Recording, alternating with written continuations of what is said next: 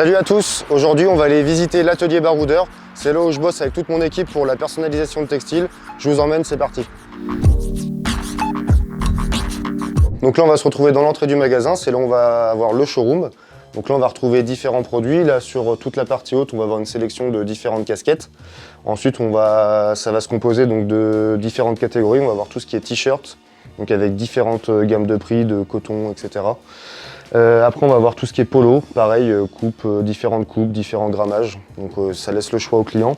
Ensuite on va retrouver toute la gamme de sweats, donc on va avoir du sweat capuche, sweat zippé, hoodie, etc. Et ensuite on va avoir par exemple tout ce qui est doudoune, soft shell, toutes les vestes, les choses un petit peu chaudes. Le client il va arriver ici, on va l'accueillir, on a la table ici où on va pouvoir discuter, échanger avec lui, on va lui faire son chiffrage et puis on met le projet en place avec lui en direct. On va retrouver ici donc toute la sélection de nos couleurs. Là c'est une présentation de chaque coloris qu'on a en broderie. Donc le client va pouvoir choisir, essayer de trouver la couleur qui va se rapprocher au plus de son logo. Donc c'est le petit plus, les gens apprécient bien en général. Donc on continue sur la broderie, ici on va pouvoir retrouver les 3 machines de broderie, on est sur du matériel industriel. Quand on avait commencé en 2017, comme je l'avais dit dans mes précédentes vidéos, si vous les avez vues, on avait commencé sur du plus petit matériel qui était des brodeuses qui étaient des brodeuses professionnelles, mais pas industrielles comme on peut avoir aujourd'hui. Donc c'était des plus petits modèles avec une interface un petit peu plus conviviale, mais beaucoup moins performante et beaucoup moins rapide sur la production. Donc on a la table au milieu qui va être un peu l'îlot central, c'est là où tout va se passer en termes de travail. Donc on l'a scindé en deux. On va avoir la partie broderie ici, et de l'autre côté, sur la partie inox, on va faire tout ce qui est flocage, impression, etc. Donc toute la préparation en tout cas. Parce que derrière, de l'autre côté, justement, on va y venir, suivez-moi. On va retrouver les presses de pose, donc on va avoir différents modèles. Là, c'est la machine principale, c'est celle qu'on utilise le plus, qu'on a depuis 2 ans maintenant. Donc celle-ci, c'est une presse pneumatique et qui est automatique. En fait, on a un petit, je ne sais pas si on peut le voir à la caméra, on a une espèce de pédale en fait, qui va diriger la machine. Donc quand on appuie, elle va aller d'un côté ou de l'autre, le temps qu'on prépare. Donc l'avantage sur ce modèle, c'est qu'on va avoir 2 plateaux. Donc pendant qu'il y a un t-shirt qui va être en train de se poser, on va pouvoir préparer le suivant pour avoir un gros rendement. Parce qu'au début, quand on avait commencé, on avait ce modèle-là, donc on utilise toujours en presse secondaire quand il y a des périodes de rush ou des choses comme ça, ou sur des choses parfois plus précises, où là on est sur une presse manuelle tout simplement, donc avec un seul plateau. Et donc là à l'époque, on faisait à la main, on pressait, donc là on a un électroaimant qui va maintenir la presse le temps de la pause, donc ça dure 15 secondes en général. Et donc voilà, c'est comme ça qu'on avait commencé, mais bon, quand on fait des grosses séries, c'est pas forcément ce qu'il y a de mieux, parce que à force, l'épaule, ça fatigue quoi. Donc c'est vrai que ça c'est ce qu'il y a de mieux en matériel pour faire des plus grosses séries de flocage et d'impression. Et après, pour finir sur la partie presse, là on va retrouver une presse qui est un petit peu différente. En fait, c'est tout simplement une presse à casquette. Donc là, on a un plateau qui est arrondi, ce qui permet de pouvoir mettre sa casquette et de vraiment pouvoir faire une pose sur une surface arrondie. Parce que là, sur les presses classiques, on va dire, on va avoir un plateau à plat. Donc là, on est sur la taille standard. Et après, on peut retrouver, par exemple, quand on regarde ici, on les a à disposition sur des choses plus précises, des flocages plus petits. On peut utiliser des plateaux plus petits, on a différentes tailles. Donc là, c'est le tout petit, on va avoir un moyen, et on va en avoir d'autres pour avoir différentes utilisations sur le flocage. J'ai une dernière chose à vous montrer. Ça va un petit peu teaser une prochaine vidéo. Donc, on va aller voir par là.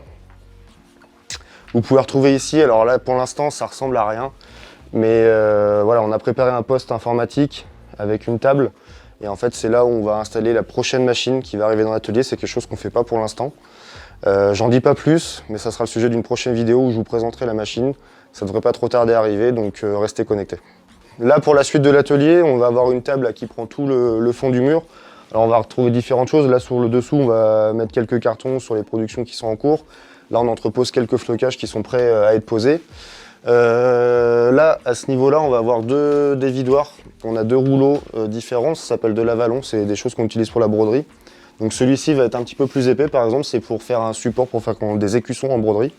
Et là, on va avoir celui-ci qui est un petit peu plus fin, s'il veut bien se dérouler. Donc là, voilà, on est sur un plastique beaucoup plus fin, transparent.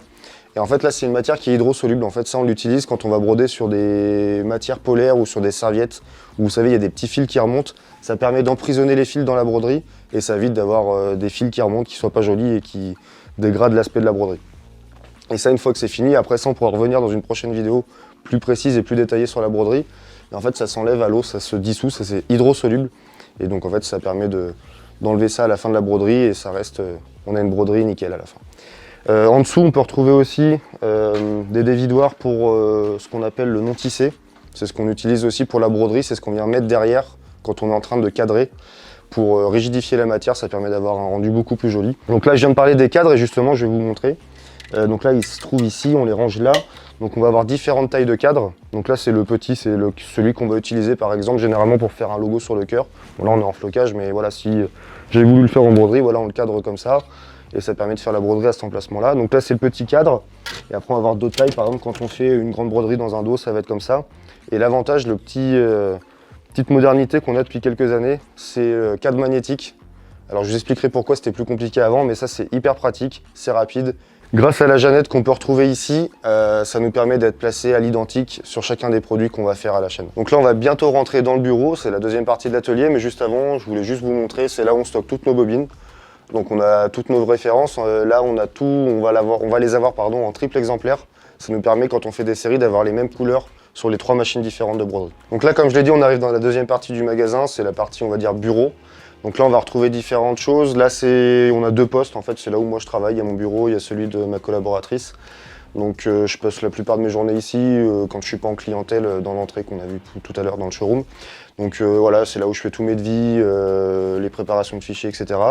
À côté de moi on va retrouver le bureau de mon graphiste, donc, qui est mon frère, Eloane. Donc c'est lui qui va nous préparer tout ce qui est bon à tirer, qu'on va envoyer aux clients avant la production, donc pour qu'ils puissent valider et que le rendu leur plaise. Donc ici à côté on va avoir le Mac qui est installé donc, pour gérer la machine de découpe, le plotter de découpe on appelle ça, c'est lui qui, en fait c'est une petite lame de cutter qui est dirigée par un logiciel qui est sur l'ordinateur qui vient découper les flocages pour ensuite pouvoir les écheniller, on appelle ça, donc enlever tout le surplus de matière et ensuite on va le poser à chaud avec la machine de presse qu'on a vu tout à l'heure. Donc ça, et sur cet ordinateur-là aussi, on va retrouver le logiciel de broderie où la personne qui s'occupe de la broderie va récupérer les fichiers, les logos, pour ensuite les envoyer sur les machines de broderie. Et ensuite, à ma droite, on va retrouver donc une des plus grosses machines de l'atelier, en volume, enfin en termes de place, on va dire que c'est la machine d'impression, donc c'est une Epson. Et donc sur cette machine, on vient imprimer en fait tous nos rouleaux de flocage qui sont en couleur quadri, ce qu'on appelle la quadri, c'est quand il y a plusieurs couleurs et qu'on est en impression sur du logo. Parce qu'en fait sur le flocage, on va avoir le choix. On peut retrouver par exemple, comme on a ici, des bobines de couleur qui sont ce qu'on appelle du teinté masse. Donc là par exemple, on a une bobine orange. Donc c'est vraiment en fait coulé dans la matière, on a une couleur unique. Et après, quand on a des logos avec différentes couleurs, plusieurs couleurs, on va le faire avec ici. Donc en fait sur la machine, on va en fait charger des rouleaux de blanc, en fait c'est de la matière c'est du flocage en fait blanc. Et en fait on a la tête d'impression qui va venir imprimer les couleurs du logo en mettant des repères sur les côtés. Ça on pourra y revenir plus en détail dans une prochaine vidéo. Et en fait le plotter de découpe, lui va venir découper les logos pour qu'ensuite on puisse aller les poser sur les textiles avec la machine de la presse de flocage. Donc comme vous pouvez le voir, nous on travaille principalement sur Mac. Je sais pas quelles sont vos préférences à vous, mais c'est vrai que nous, étant dans un métier assez créatif, moi j'ai la préférence de travailler sur du matériel Apple. Quand on en a la possibilité, parce que c'est vrai que pour certains logiciels, par exemple, on peut voir celui-là. Alors certains diront que c'est une hérésie, mais en fait celui-ci, ce Mac tourne sur Windows. Parce qu'en fait certains de nos logiciels pour la broderie sont obligatoirement sur Windows. Voilà, on a fini le tour de l'atelier. J'espère que ça vous aura permis de voir un petit peu mieux comment on travaille et comment se passent nos journées à l'atelier. J'ai oublié de vous le dire tout à l'heure, quand on a fait le tour de l'atelier, on a une petite partie stockage dans le magasin. Et après on a aussi une partie annexe pour le stockage à l'extérieur. J'espère que cette vidéo vous aura plu. N'hésitez pas à me dire en commentaire s'il n'y a pas des choses où vous aimeriez que je rentre un petit peu plus en détail. Peut-être que sur les prochaines vidéos, on pourrait faire des choses un petit peu plus précises. Par exemple, parler de la broderie, vraiment de A à Z, comment ça fonctionne. Même chose pour le flocage, que je vous explique en détail comment c'est fabriqué, comment nous on fait la production, etc. Donc n'hésitez pas à me le dire en commentaire. Et on se retrouve dans une prochaine vidéo. C'était Emilien, à bientôt.